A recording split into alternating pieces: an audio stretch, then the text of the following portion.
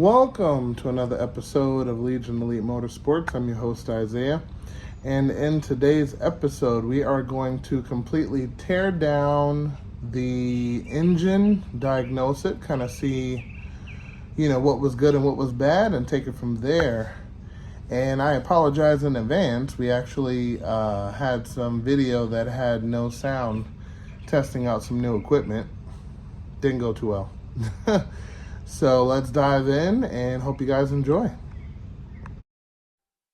Okay, so I had to address a couple things. One, the Allen head that goes in here to loosen the actual stud didn't fit except on the rear four. Actually, I should say the rear two. And I actually had to hammer it in, and these two stripped. So good thing we are getting new ones of those head studs. And these can technically go in the trash. I don't know who installed it beforehand, but they messed up the Allen head portion of it. But anyway, moving along, took this piece off on the side. This is the balancer shaft, and they siliconed it up, which I guess is passable, but there is a gasket in here, which is probably hard to find. But I believe we have one coming on the way. So this being broken won't even matter. But these do get petrified, so make sure you replace that. Timing chain cover, upper side. So anyway, we're going to keep that. Let's put this over here. And we're going to take the head gasket off. Alrighty. Okay. All right, we're not using Felpro anymore. This is Felpro. Oh, and look at that. Seems to be some sort of interference with fluids here, so that's not good. All right. That aside, I'm going to bring you guys up closer, and I'm going to turn on the light so you guys can see. And I'm also going to clean it so you can see it even better. So, okay, so this may be kind of hard to pick up on camera, but you could see a split coming from here, going all the way across to the stud section. And on the opposing side, it gets even worse. So let me show you that.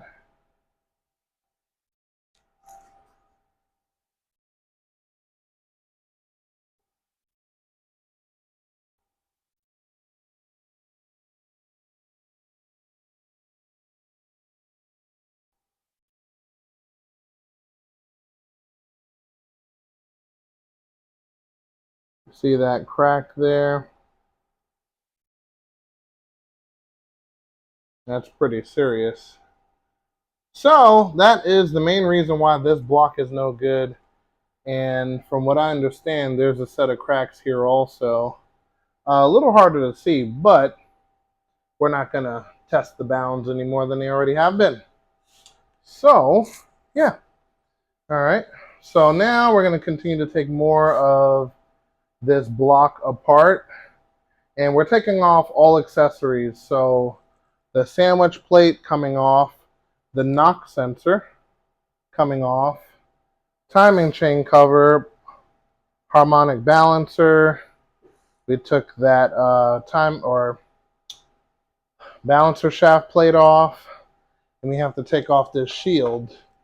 Then the crankshaft, rods and pistons, and timing components. Well, I'll probably get new timing components, but yeah, all of that stuff is coming off, and yeah, we're going to do it up.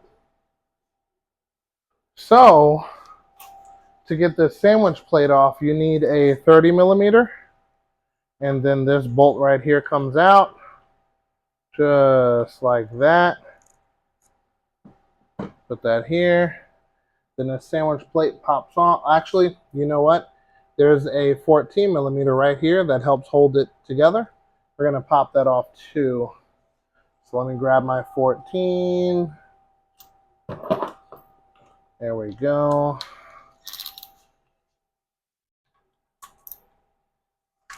Alrighty.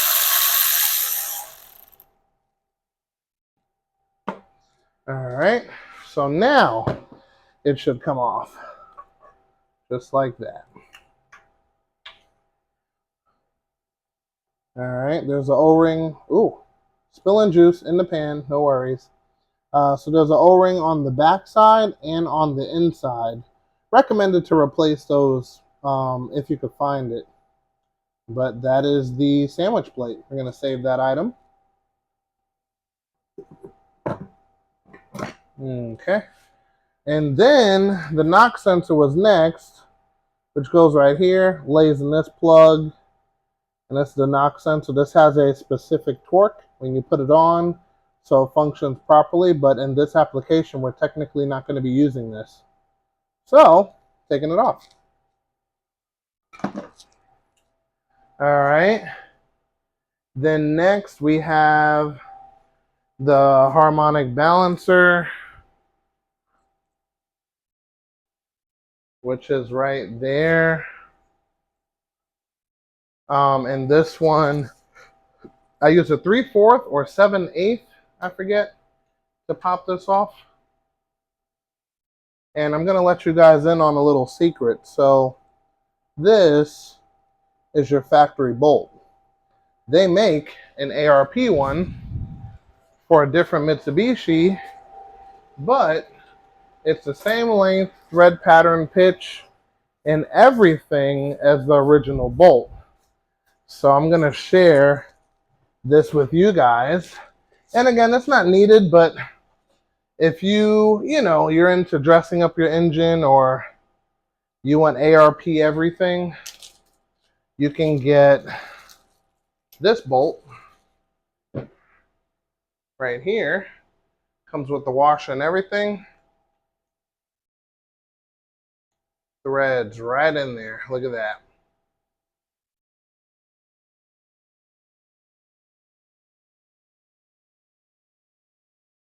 See, it's nice and tight. Now, again, like I said, it's not needed, but it is available. I'm going to leave a link down in the description below if you are considering something like that. And this is 12 point. And also, this one is torqued down to, the original one is torqued down to, I think, 80 or 100 and something foot-pounds of torque. So you already know this one's going to be more than that. And it is 12 point. So there's that. Comes with the anti-seize and the torque specification. Okay. It's a nice little unit, if you're interested. But either way, your original one will do just fine. I've never seen those fail. So you'll be good to go. But in case if you were interested, got the paper here. And as you can see, it's 140 foot-pounds of torque for the ARP main bolt. So I know the original one's got to be 120 or 100, 110, something like that. But yeah, so moving on. Luckily our cranks are not press fit harmonic balancers. So this actually comes off very easy, or it's supposed to. If this doesn't come off easily, your crankshaft is damaged and needs to be cleaned up. That's how easy it's supposed to come off. Alrighty, so that's that. We're gonna put that aside. We got the timing cover loose, 12 millimeters all the way around. It looks like we have a different size here. Right here. I don't know what that's about, but that's the way it was. And yeah, so we're going to crack this loose. We're going to pry it with a flathead or whatever you got laying around, pretty much. Okay, so cover is off. Make sure you leave the bolts exactly where they are so you don't have to guesstimate the size where everything goes. I'm going to put that aside. Okay, so normally when someone eliminates the balancer shafts, they eliminate this also because there's no chain there. So this needs to go in the trash, and you can replace the bolts with any one of these 10 millimeters. There should actually be some left over from the timing chain guide, little pinion that goes here. I don't know if you guys seen that. Almost. Okay. Let me move that camera up. So right here, there's bolts that you can use to eliminate this one, and you don't need anything here. And the funny part, these are actually tight. Interesting. Okay, so all of that aside, yeah, so we're going to take off the oil pump gear, the timing accessories, which is just the guides for the chain, and we're going to take off this sprocket holster, which was bent. I actually bent it back up, so that's in better condition. And yeah, we should be good to go. We're going to save the oil pump for last because we're going to remove the oil pan before we take it that far. So let's get our 10s and knock it out.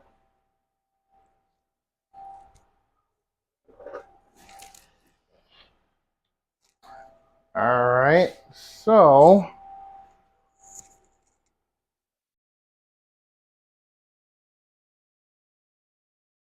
okay, so we're looking at the 14 millimeter that needs to be impacted off. Usually we use Loctite on this, and there seems to be none here. This is just to make sure this sprocket doesn't come out and pop a hole in the timing chain cover. So that's that. That's supposed to be done. Millimeter here to loosen all of the tension from the chain.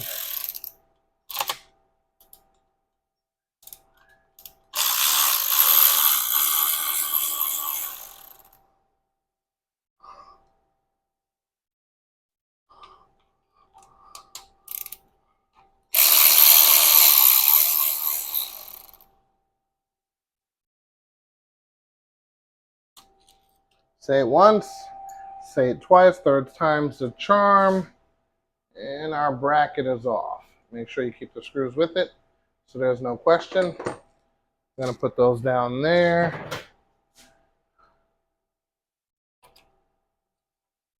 All right, and there's our gear. Now this, with no balancer shafts, these don't mean anything. This doesn't have a timing mark that needs to be set to or anything like that. These come with timing marks originally, but you don't need that when you eliminate the balancer shafts. Because remember, when you have balancer shafts, it needs to rotate at a specific position at a specific point in the engine's duration. All right, and that's probably what was holding the sprocket in. So that's a good timing chain. No breaks, no tears, no damage. That's good. So we'll keep that. Take our spring out. Now on the inside of this, you want to pay attention that this little piece of rubber is in here to fill up the oil gap. So the quicker this fills up with oil, the quicker it gives you additional pressure. And this also takes a 10 millimeter to take it off. As you can see, it's a little bent. Not supposed to be shaped like that. But this thing only has one job, and that's to hold up the cam when you're installing the head. So that's it.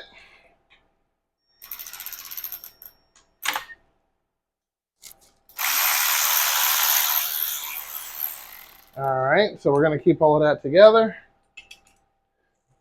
and we're good to go. So now, next, we have the oil pan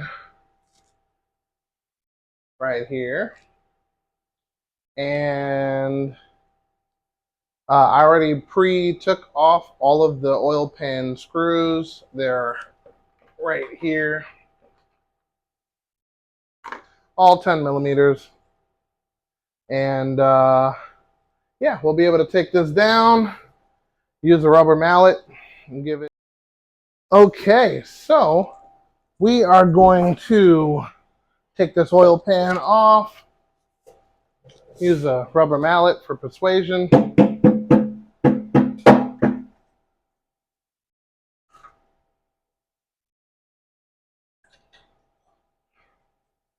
Bingo, that's good to go. And of course we have oil in here, which is my fault because I did not drain the pan. But it's fine in general because we're going to, yeah, not be using this. So we're going to clean it out and we're going to get a baffled pan.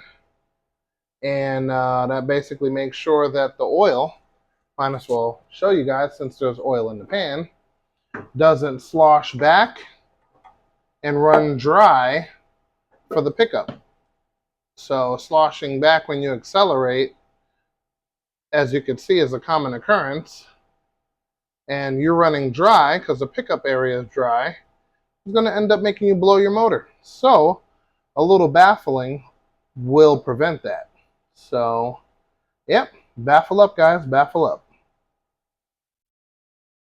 Alrighty, I'll dump that in a minute.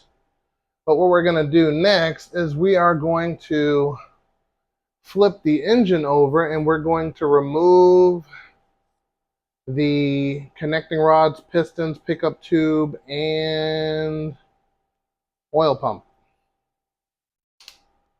Alrighty.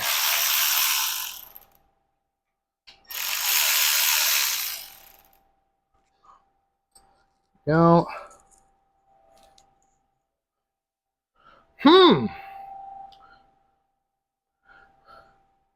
Not the healthiest looking bearings, but they're not completely toasted.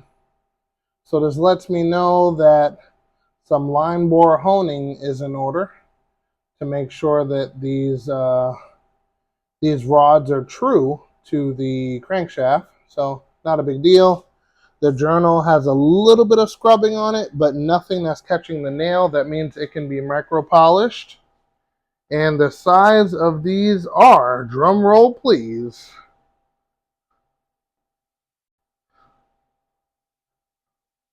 wow, these are standard. Yeah, round of applause. Standard bearings. I'm pretty sure you guys can't see that, but they're standard. That's what I thought from looking at them. But if you check this out, it was getting ready to spin the bearing. It's very sharp at the corner, and you see the material starting to come out. So, yeah, there's some things that we're going to remedy, and that is one of them. Your bearings, when they come out, should be almost new, almost. So that's one. Gonna keep this in line here. All right, take this off. And let's see what we got. Let me get rod number 2. And of course, usually when it looks like that, it's gonna be across all of the connecting rod bearings. Some may be worse, some may be not as bad, but I think the crank is savable 100%. So that's good.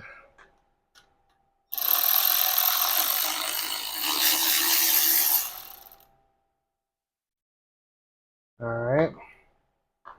So that's good.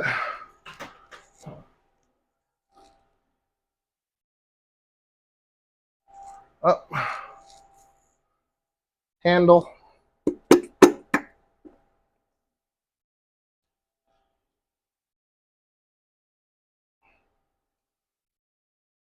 All right. No bearing. It is on the journal. Not a big deal. And push that out of there. Actually, this one looks a lot better. Smooth. Nothing catching the fingernail. May not be able to see that, but that one's a lot better. All right. And for obvious reasons, we're not keeping these, but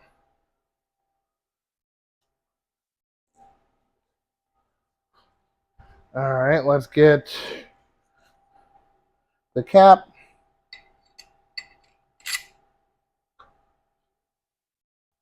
Need to rotate and pop off. Oh yeah, this one's not as bad. Still bad, but not as bad. So that's number 2. We're ready for number 3.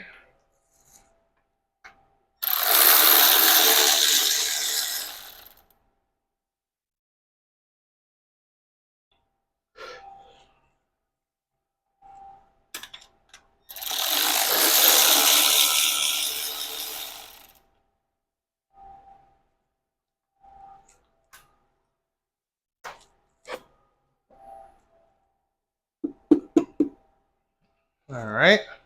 All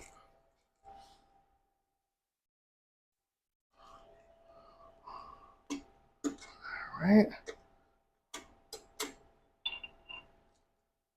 No bearing. That's fine. Push the piston down. There we go. Another one. Not bad. Not too bad.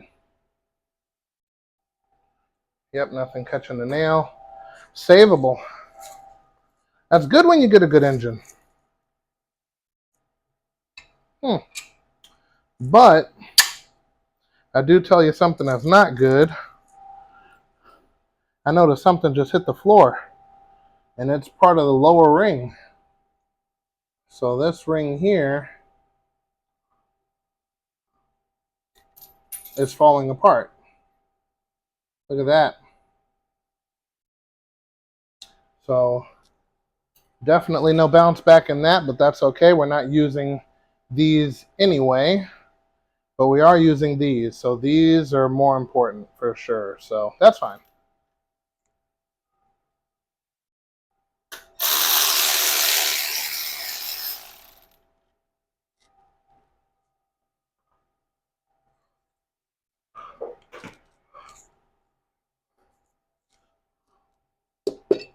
Ooh, not too much. This one's a little more beat up. See that there? Hopefully you can see it. All right. I'll show the bearings at the end regardless, so we'll be good. But, oh, this is kind of catching the nail a little bit. Okay, but the crankshaft is smooth. Nothing catching the nail here, so that's good. Okay, good, good, good, good, good. All right, making sure we don't have to cut a standard crank. That is not my favorite thing to do. All right, and then we'll crack all of these loose. And then we will take the whole crank out as a whole. But before we do, we have to take loose the 5 bolts on the rear main seal. So we will do that and take it from there. Right over here, crack those loose. Should be able to take these 10 millimeters out with your hand. They are all the same size, so it doesn't matter if you mix and match.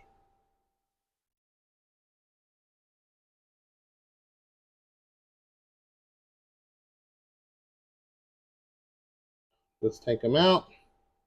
And we're going to use our rubber mallet and pop the rest of it off, which again is not a big deal.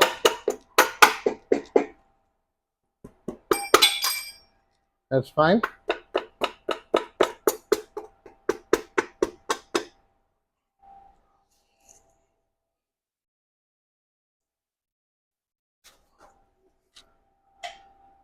Alrighty.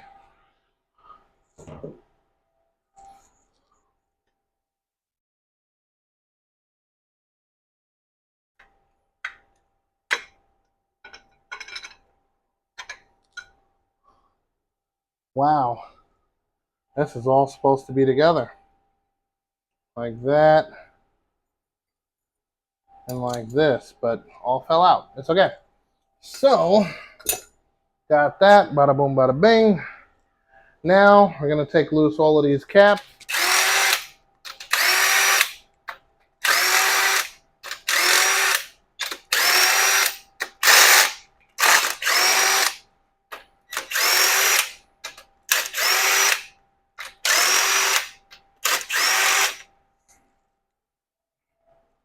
All right, let's see here. Hey, we got standard.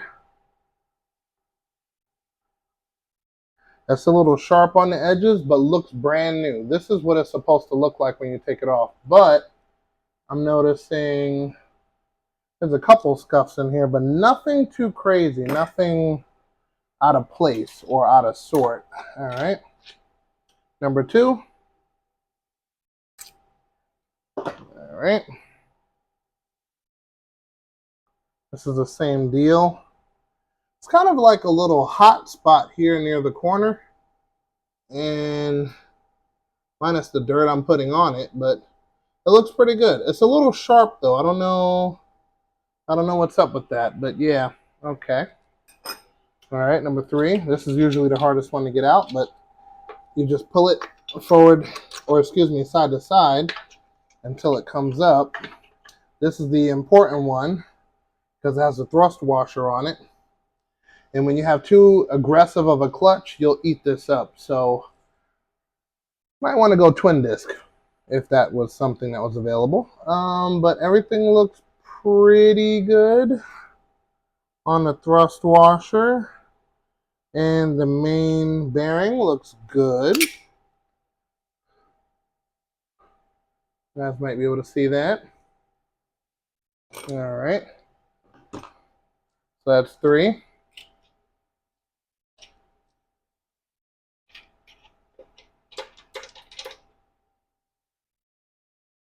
There we go. Got a piece of metal that broke off in my hand. But this doesn't look like it came from here. So that's a little weird. But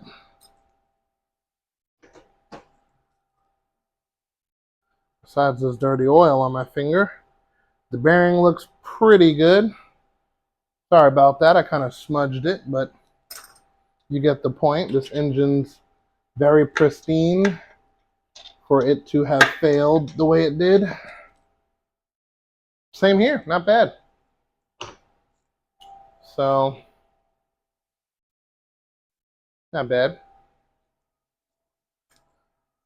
Alrighty. And our standard ultra limited edition crank is out. Don't mind those bearings. We're going to get fresh new ones. And with that being said, I hope you guys enjoyed. It was a bit long. I hope you made it to the end.